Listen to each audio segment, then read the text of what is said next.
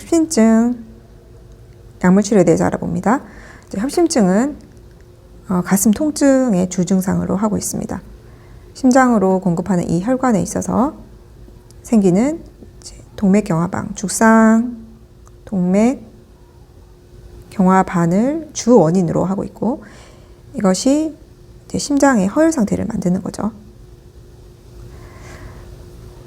우리 협심증은 활동이 있을 때만 있는 심장 통증이 있는 것을 우리가 안정형 협심증이라고 하고, 통증이 지속적으로 있는 것을 불안정 협심증이라고 합니다.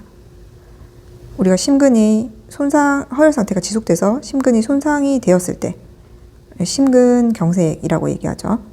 그리고 이것은 또 분류를 했을 때 어떤 심전도의 파형의 모양에 따라서 스테미, 넌 스테미 이렇게 분류를 하기도 합니다. 불안정 협심증부터는 이 진행이 좀 빠르게 진행되기 때문에 우리가 이것을 ACS라고 해서 급성 관동맥 증후군 이렇게 얘기하기도 하죠.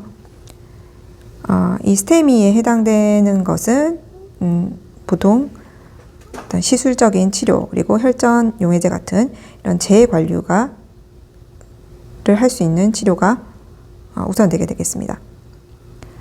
약물 치료는 어떤 게 있죠? 자, 우리가 통증을 감소시키는 약으로서 나이트레이트 제제를 사용하게 됩니다. 죽상 동맥 경화반이 주 원인으로 이해하고 있기 때문에 이것을 관리하기 위해서 우리가 항혈소판 제제를 사용하게 되죠. 그리고 LDL을 낮출 수 있는 스타틴을 사용하게 되고, 조절이 안 됐을 경우에 PCSK9 같은 이런 주사제가 사용될 수도 있습니다. 심근의 이 허혈 상태를 막기 위해서 심근의 어떤 수축력과 박동수를 낮추고, 그리고 혈관을 이완시켜서 산소의 어떤 요구량을 줄이는 이런 약제들이 사용되는데요.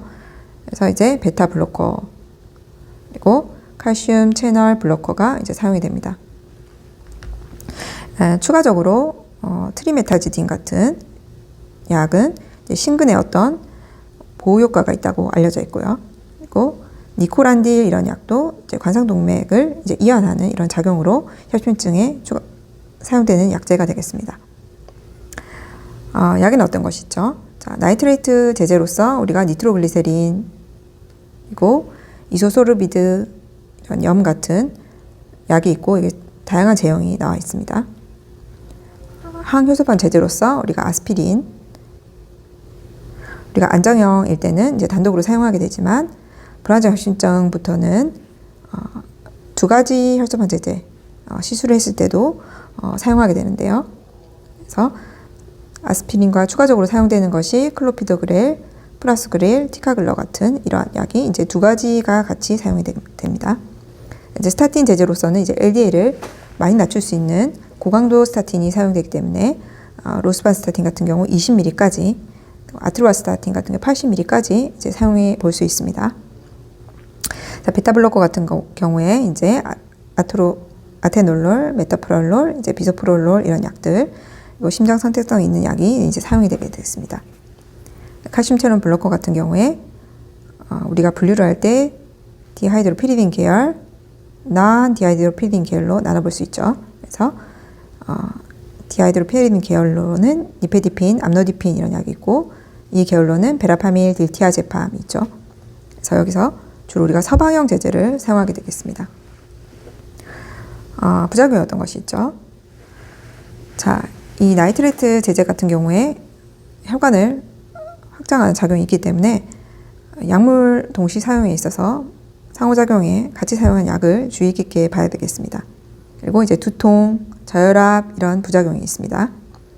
항혈소판 제제를 사용했을 경우에 우리가 출혈의 위험이 있죠. 스타틴 제형 같은 경우에 간 기능, 그다음에 근육병증, 근육통 이런 부작용이 보고되어 있습니다. 베타블로커 같은 경우에 어떤 섬액의 부작용, 피곤하다든지 불면이 있는 사람이 있을 수도 있고, 기저에 천식이 있다거나 아니면 대사 이상의 장애가 보고가 될 수가 있습니다.